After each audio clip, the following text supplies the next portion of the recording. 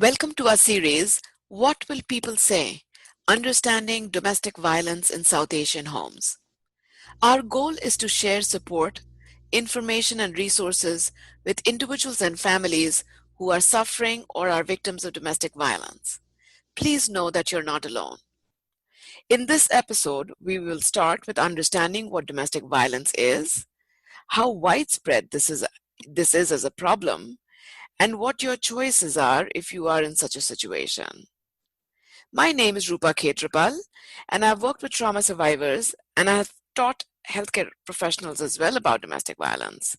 So I approached Pooja Krishna, a good friend and colleague of mine, to help me put this together as a podcast with the hope that this information reaches those who may be isolated, lack a support system, or know someone who needs this information.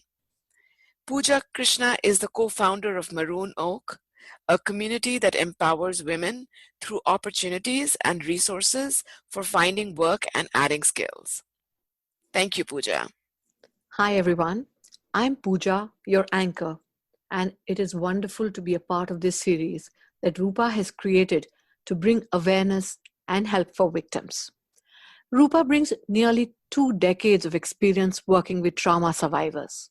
This includes working with domestic violence, sexual violence, child abuse and neglect, human trafficking, and other forms of interpersonal trauma. As an assistant professor at the School of Social Work at Rutgers University, New Jersey, she has also trained numerous social work graduate students and healthcare professionals.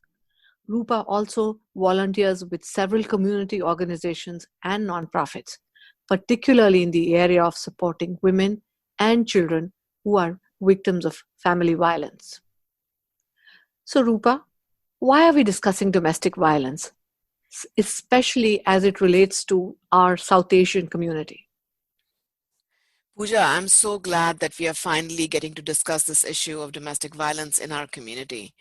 The one thing that working with professionals as well as domestic violence survivors and perpetrators has taught me is that the more we keep this hidden in our homes, the more silent we are, the more domestic violence is perpetrated. Right.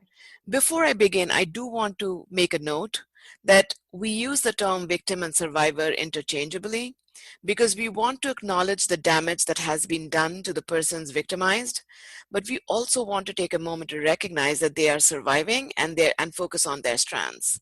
So I'm also referring to the victim survivor as female because we know that a large majority of domestic violence incidents occur to women and girls. But this is not to diminish the fact that men and boys also experience domestic violence, and many of those who do not report it. So I just wanted to kind of, begin with that. And I'm glad you pointed that out. But also the fact that we are talking about domestic violence because most people won't actually discuss it. I mean, why would we shy away from this when so many innocent people are hurting? That's a really good point you make, Pooja. And I think this is really important. It's an important topic to discuss within our community. But I think we also have to acknowledge that it's a really difficult topic to talk about in our community. So, and I'll give you an example. So a couple of weeks ago, an acquaintance called me and she said she wanted to discuss a situation that one of her family members is experiencing. So she wanted to ensure that the conversation would stay with me, just the stigma and the fear of knowing that someone else may find out, right? We are all very familiar with Mhm. that. And so after I assured her that this would be a completely confidential consultation, she stated that her cousin is going through a very difficult marriage. Stated that her cousin's husband is very demanding, is very controlling, but she still doesn't really believe that this fits into the domestic violence sort of definition situation. So I asked her, I heard her out, and then I said, well, can you explain to me, what makes you believe that this really isn't a domestic violence situation? And she said, because, well, he hasn't laid a finger on her. He hasn't hurt her physically. And her cousin has also told her parents about this. And her parents have told her to adapt, to compromise, right? That's also a word that we've often heard. And that she needs to just kind of, deal with it, right? And she's safe because he has never really physically hurt her. Now, please note that she has been in this situation, in this marriage for 12 years, and she has 2 children from this marriage. This is why we need to discuss domestic violence and the different ways in which it manifests itself. Right. So it is when we begin, Pooja, talking about this. And I'm so glad that we are actually having a conversation, because when we talk about it, when we try to understand it, that's when we are able to most effectively respond to it, right? While we're also able to think of prevention strategies. So when most people hear about domestic violence, right, and you know this, they think about physical beatings, strangulation, slaps, punches, and these are questions that I get asked often. But domestic violence encompasses a range of behaviors, including emotional violence, psychological violence, verbal violence, financial abuse, sexual abuse, and many survivors, and I've heard this so many times, they will say that, the physical bruises, the broken bones, they heal after a while. You go to hospital, you take some time, they heal.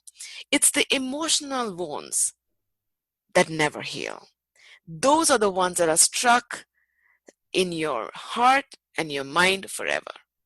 Those are the ones that they hold on to, which is most difficult when we treat them from a clinical perspective. Oh, and that's a very, very powerful statement. And I'm so glad that you are a voice of experience here, someone who understands this. So here's the key thing that we all need to realize, that domestic violence, or DV as we might occasionally call it, isn't just punches and beating or physical violence. Am I right here, Rupa? You're absolutely right. And, physical violence definitely is one of the behaviors within the spectrum that constitutes domestic violence, but it's not the only one. And that's the conversation that we need to have more often. And you probably listening to me and wondering, like, what then does, what kind of behaviors count as domestic violence then, right? Right. So when we talk about this, Pooja, in its entirety, in the spectrum of behaviors, there are 3 things that we need to keep in mind. One is that it's a pattern of behavior, right? It's a repetitive pattern of behavior. It's not just one time. It's usually a pattern of behaviors that happen often. Second is it's used by one person in a relationship to gain power and control over the other person, right? Or more than one other person. And thirdly, it includes behaviors that intimidate, that manipulate, that humiliate, that terrorize an individual, that really threaten, blame, hurt, right? So these are all behaviors, different behaviors that are done with the objective of really engaging and establishing power and control over the other person. So, what I'm understanding from your words is that it's a kind of behavior that someone keeps repeating in order to gain power in different ways. Can you maybe share an example or two with us? Absolutely. So let me share 2 stories with you that actually explain this really well. And just to protect the identities of the people whose stories I'm going to be sharing, I've just changed their names, Pooja. So when I first met Amina, she spoke about her shame. She was a bad wife, she couldn't speak English, she didn't dress well, and so on and so forth.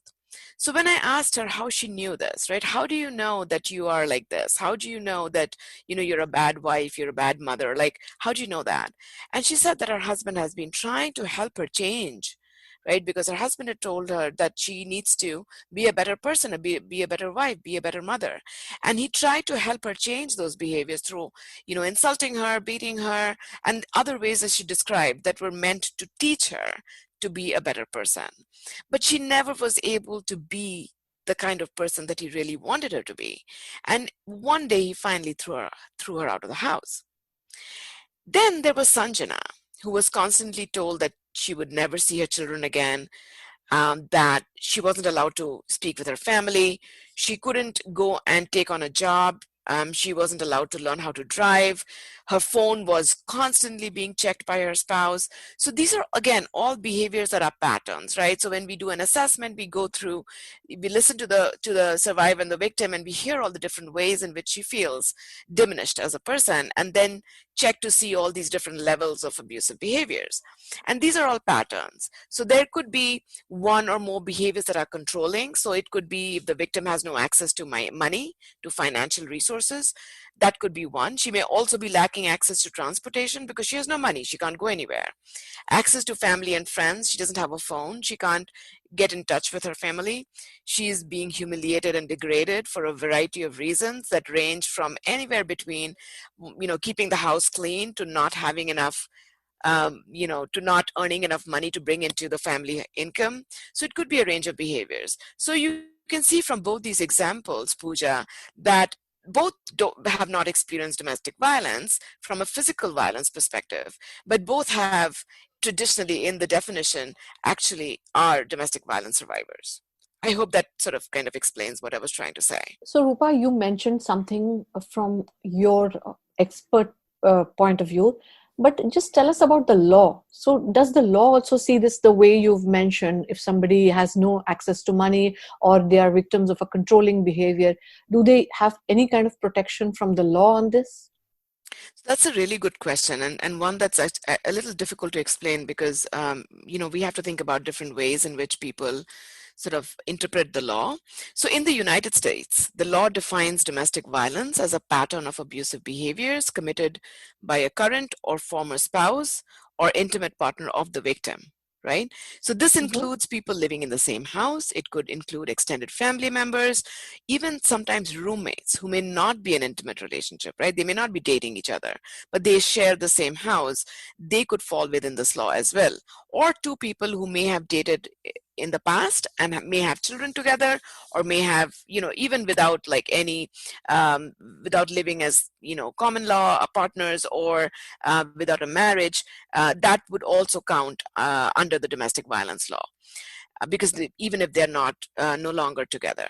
Now, though the evidence of physical violence, right, whether they are hospital reports, medical reports, photographs of bruises, photographs of the injuries is really helpful, the court also takes into consideration the other forms of violence that the victim has experienced, right? So we always tell the victims, when they, when we first hear about this, is to begin to document, to begin documenting, the dates, the specifics of, what happened, who was there, who were the people who were there, what was the conversation that transpired between them, what was the behaviors that were perpetrated. So we ask them to document all of that, because even if there is no physical violence, but we can provide the court with a documentation of all these different behaviors, we can potentially create a case that the person is in danger of their safety, and that this is a domestic violence situation.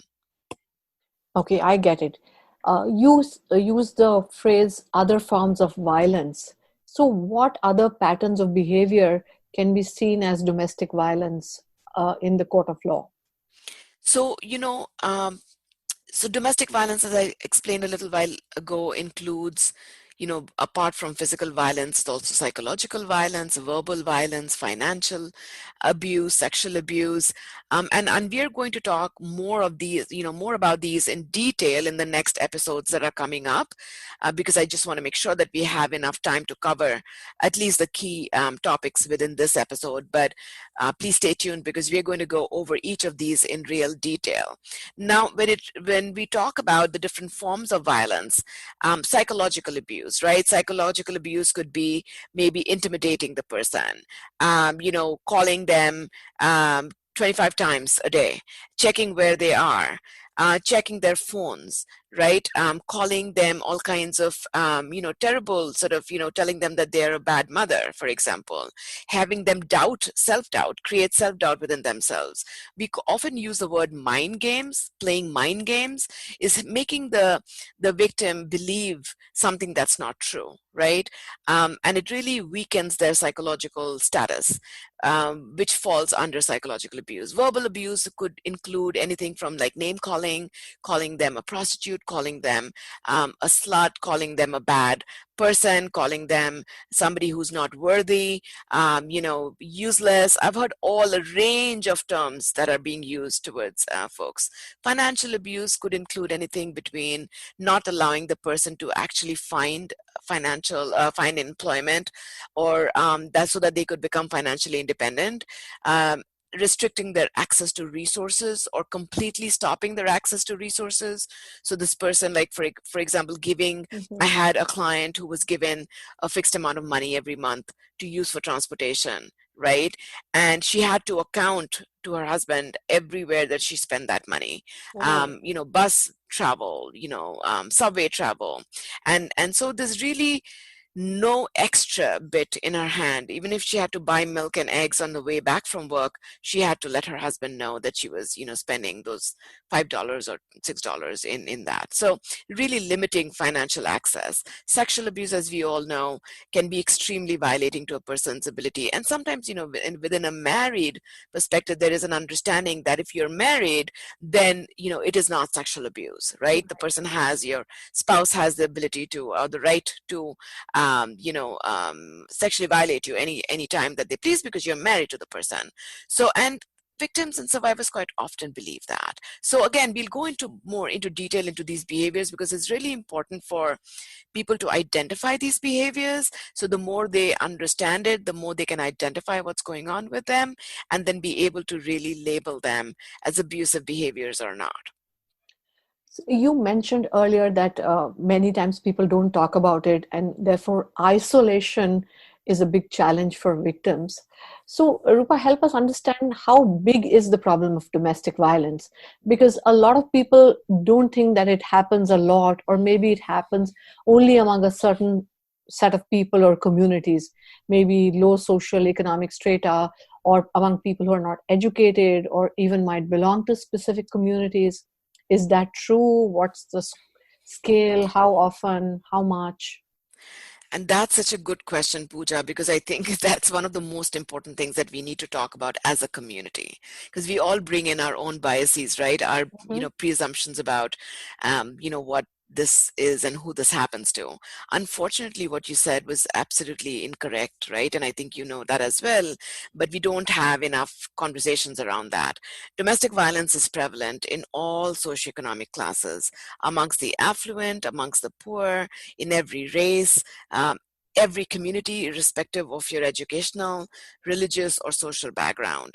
The only difference sometimes is that when women are survivors, if they're educated or are financially independent, are employed, let's say, right, they have more resources sometimes, again, available to them as compared to women who are disadvantaged. So if you True. are somebody who's employed and has a salary and is able to keep that salary, because as we know, many times women, even though they are financially securing enough income, they hand over the income, or there's a direct debit to their joint account where they're not able to withdraw money. So Right. if they have control over their resources, they may be able to move out, find an apartment, find safety, take their children, move to another state, right? So it does allow them a few more resources than those women who are not financially sufficient, who have no access to resources.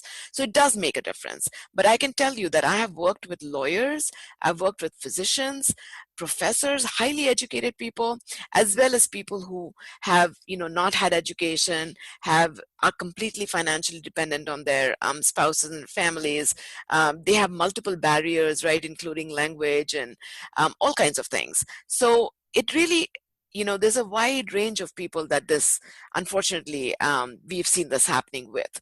And it is important to understand, and that's why we are having this discussion, is that the understanding the prevalence of this, the scope of this problem is really important. That makes it so important to talk about. Because on an average, 20 people per minute are physically abused by an intimate partner in the United States. Oh Now my think God. about that, which means that in 1 year, Pooja, this equates to more than 10 million men and women who are being abused by their intimate partners. So if I bring the numbers into some more context, provide some more context over here, it's 1 in 3 women and 1 in 4 men who have been victims of some form of physical violence by an intimate partner. And 1 in 15 children are exposed to intimate partner violence each year, and 90% of these children are eyewitnesses to this violence. So these may sound like just numbers, but if you think about it, right, these are, if you were standing, let's say, with two other people, you're one amongst three, one of you has experienced some form of physical violence. And that to me is like pretty alarming. And these numbers are not only for the ones that are, so the numbers we are reading are the numbers that of people who have reported it. And we know that there are many, many who never report it. So we don't really know how many more we are missing who are out there who are experiencing this. And that's the whole point of this conversation, this podcast, is to get this information to those who may be isolated in communities, who may not understand that this is a very prevalent issue. It's happening to many people. It's not just happening to you, wherever you are, if you're listening to this. This is common, and there are resources and laws and support for you out there. So you said 1 in 3 women or 1 in 4 men have been victims. Rupa, this is a terribly alarming and even heartbreaking number. So tell me, is this problem as rampant for the South Asian community too? And why are more women not reporting this, or more victims not reporting this? That's a really, it makes me think, because when I look for data, right, about South Asians, we know that comparatively, there are very few studies that look at specific South Asian communities. And all of these studies are done with, in little pockets of the country, right? So it's very difficult to kind of find a general number that's going to kind of describe all South Asians in the United States. But we do know from all of these studies that anywhere between 20% to 50% of the women who were surveyed in the South Asian community have reported sexual or physical victimization by their male intimate partner.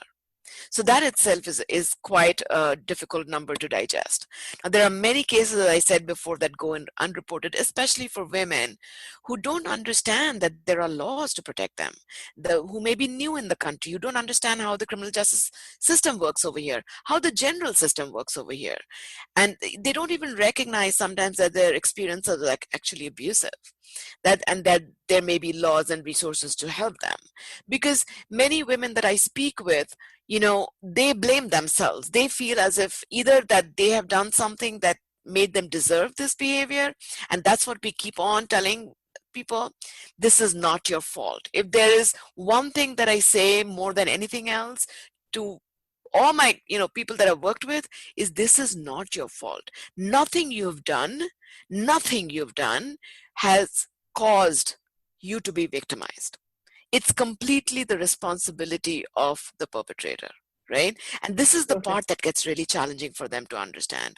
And think about it, in our culture, in our community, right? It suggests that we don't discuss this. This is a very private issue. We don't discuss this in public. We don't talk about it. We don't, wash our dirty laundry, as we would say, in public. This is very private. This is very personal. Keep it within the four walls of the house. And ultimately, you and I both know that we are socialized into believing that it is the woman's role to keep the harmony, solve all the problems within the house, and really keep the house together. And unfortunately, Pooja, this response that comes from the community and from our environment, this attitude towards domestic violence, it puts the responsibility on the victim, does not hold the perpetrator accountable, which is why this continues over and over again. And there is a lifetime of abuse that the survivor and her children experience, often resulting in very long-term adverse impacts, both in their health outcomes, physical health outcomes, in their relationships, in their psychological health outcomes. And it's really, really unfortunate. And you said it absolutely right, that as a culture, societal shame is a huge factor for us. Things like, what will people say? Don't get authorities involved, or maybe this is all your fault. So tell me, does it even happen that many times the victims actually blame themselves and feel that this is something that they did or didn't do? And how do they deal with it? Do you have any example to share with us on this? Absolutely. One person that comes to my mind is this young woman, Shama, who came from Pakistan to the US. She was 22 years old, had just got married. Her husband was a US citizen, went back home, married her, brought her here. She came here, you can imagine, young woman, full of dreams, looking forward to completing her medical studies as she was promised to prior to her agreeing to the match. So she had completed her basic medical degree in her country of origin, and she had agreed to the marriage with the hope that, and with the promise actually, that she would come here and complete her residency, give her USMLE and be able to practice. She was really committed to her profession, and unfortunately, when she came here, she was criminally restrained. She was assaulted, she was starved and enslaved for 6 months before she was rescued by the police. That sounds like so unbelievable, right? And when Yeah, I was sitting there listening to her story, Pooja, I can tell you, I was like, how did this even happen? Like, how did this young woman come from there and end up here like this, right? And it wasn't even her who called the police. It was the neighbors, because they heard a lot of yelling and screaming in the house, and thought somebody was basically in danger, and called the cops. When the police came in, now understand that, for us, for many of us who have lived in our home country for many many years, law enforcement is not who we call when we are in any danger. We call right. family members, right? We call friends. We don't call law enforcement. We don't call like systemic, we don't depend on systemic responses, right? Mm-hmm. And so we don't trust the police, and that's exactly what happened. She had no knowledge that there were actually laws to protect her. She didn't know that there were resources available that she could, and she was being basically told by her husband and his family that if she called the police, then she would be arrested and she would be deported, and she would, be sent back to her country. And here she is thinking, I just got married, my parents spent so much money, and the shame of being in a community where you come back as a divorced woman, we all know what that is like, right? And Yeah. the way that the community responds to that. So she was so afraid on so many different levels, did not want to worry her parents, but also didn't want to bring shame to the family.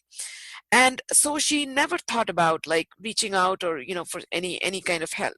And ultimately she was like, I thought that maybe I wasn't the kind of wife that they needed, that I wasn't good enough, and that it was my destiny to suffer like this, and this was what was, there for me, and I would just have to endure it. It was absolutely heartbreaking breaking to listen to her. So she blamed herself for something which was really not her fault to start with. And that's the hard thing for us to understand, that this is something that you're doing to your own family. Why would someone do this to their own family? So Rupa, as a somebody who understands this area and who has worked with numerous families, can you tell us why someone would do this to their own spouses, children, daughters-in-law, etc.? The why. The why is I think, the hardest question, actually, Pooja. This is a question that we often ask. I've heard all my survivors asking me that. Why me? Why did this happen to me? What did I do? Right. What caused it? This is a question that comes up so often. And it really is important to understand the source of these behaviors, because, we can continue to sort of talk about these behaviors and find ways for the person to recover from the psychological impact and the physiological impact. But I think it's really also important to understand what causes someone to engage in violence as a method to behave with their Mhm. intimate others, right? And unfortunately there is no one reason. So let me try to explain some of the major ones that we understand from the research and the data, and from our professional experiences as well. So a common pattern that I've seen that is often is that it is often a learned behavior, and that a person learns how to behave through both their experience of and exposure to violence.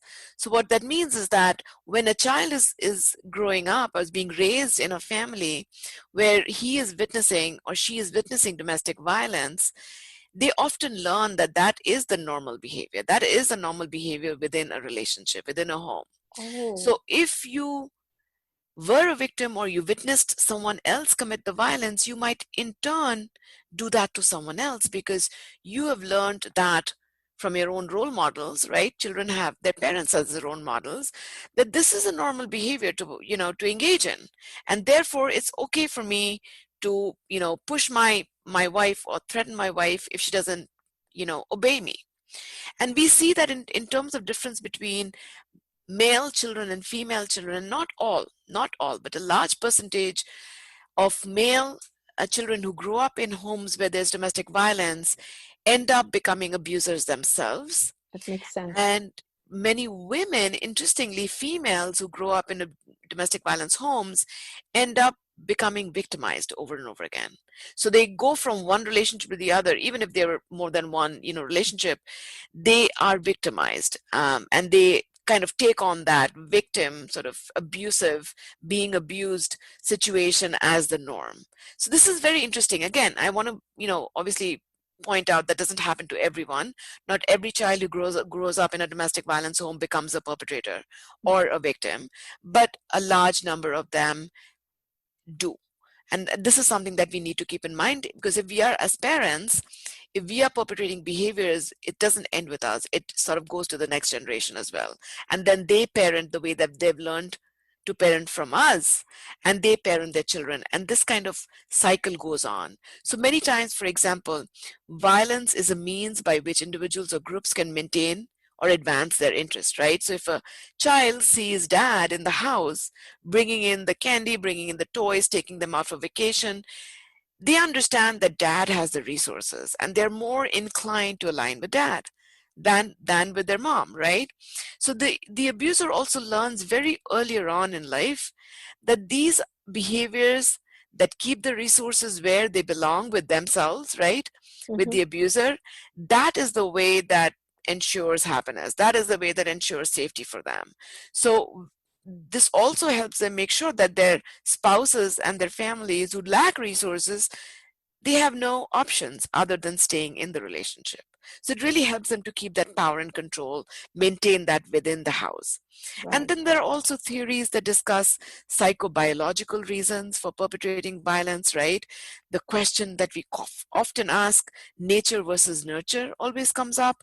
Yeah. And some of these relate to personality disorders or mental illness or substance use that might get in the way of otherwise normal inhibitions about using violence, right?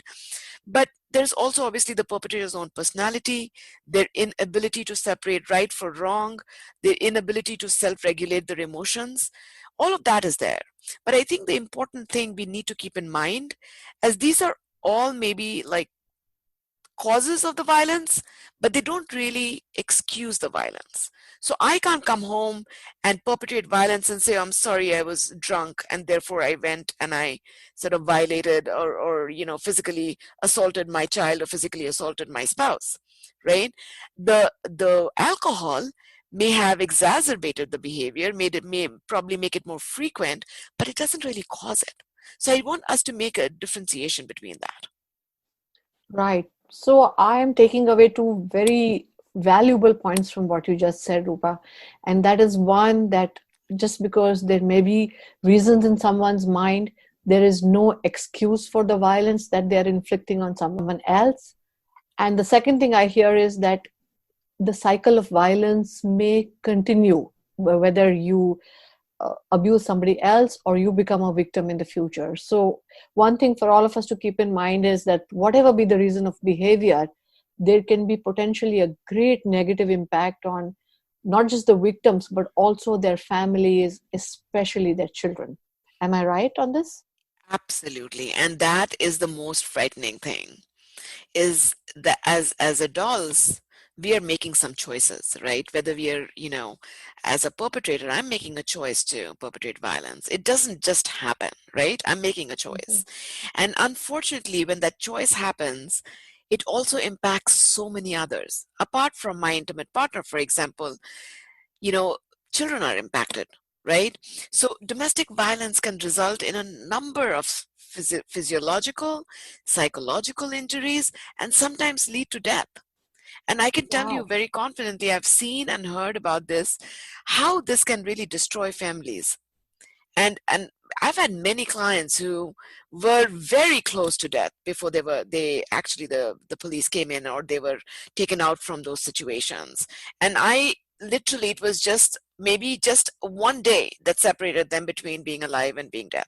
Oh my And children especially, Pooja, those are the ones that that I think we need to really focus on. They are the ones that are impacted the most, because they are in that phase in their life where they are seeking safety. Safety is the basic necessity of every human being. right. And as a child, if you are not feeling safe in your own house, you don't even learn to develop normally, right? Because that's the basic need every human being has. Able to trust the people that, or be find the refuge in the people that you're supposed to trust the most. Am I right? Right, absolutely. These are folks, your parents are your caregivers. They are the ones you have to trust, and those are the ones who kind of are, given the job of keeping you safe. And if you don't feel safe, if you're constantly worried about what might happen in my home today, this impacts a child in so many different ways. They have long-term consequences of, experiencing fear, anger. Sometimes they, self-medicate as they get older. Young adolescents, young adults often use substances. This then impacts their ability in their, capacity to have healthy relationships. Themselves, they become batterers many times. And as I said before, many of the girls end up in abusive relationship. They end up dating and ending up in dating violence, experiencing dating violence, and then future, relationships as well. In terms of physical health, there's hypertension, there's gastrointestinal problems, sexual and reproductive concerns, somatic pains. A lot of times clients will tell me that I have back pain, I have neck pain, my arms hurt, my legs hurt, and there's no like medical explanation of that. Then they have like sleeping and eating disorders. A lot of my clients have, eating disorders. Many have them unable to sleep, insomnia, or they're oversleeping and have obesity and weight issues, and all of these other concerns that come with it. Psychological health, there's anxiety, depression. Many of them experience suicidal ideations, and many unfortunately have also completed suicides, right? That's the saddest part. Socially, they feel isolated. There's a huge amount of social phobia, going out, meeting with people, because they're highly isolated. So this is like the secret that they have to hold on to, the shame that they experience every day. And how can you have a relationship with anybody outside, and with the fear that, oh my God, people will find out that this is happening to me. And then finally, spiritual health. They're really doubting larger life questions, doubting why they're even existing, doubting their ability, their capacity in their roles as a mother, as a daughter, as a wife. They really begin questioning everything that allows them to exist, right? So, and I'm so glad that we're talking about this, because each of these areas, Pooja, there's so much information that I want to share with everyone. So in the next episodes, we will discuss in detail each of these areas. We'll discuss types of violence perpetrated, the impact of violence on victims and their families, and on communities as well. The legal remedies, what is the kind of immigration relief, for example, that's available. We will discuss some of the barriers that prevent victims and their families from seeking help, and information of resources that are available in the community as well. So I really appreciate all of you listening. Thank you so much for listening to this. Please stay safe, and please know that you are not alone. Thank you all so much for tuning in, and to you, Rupa, for sharing both your knowledge and your support. Friends, we hope to bring you lots more information and expert advice in the future episodes. In the meantime, stay safe and stay aware.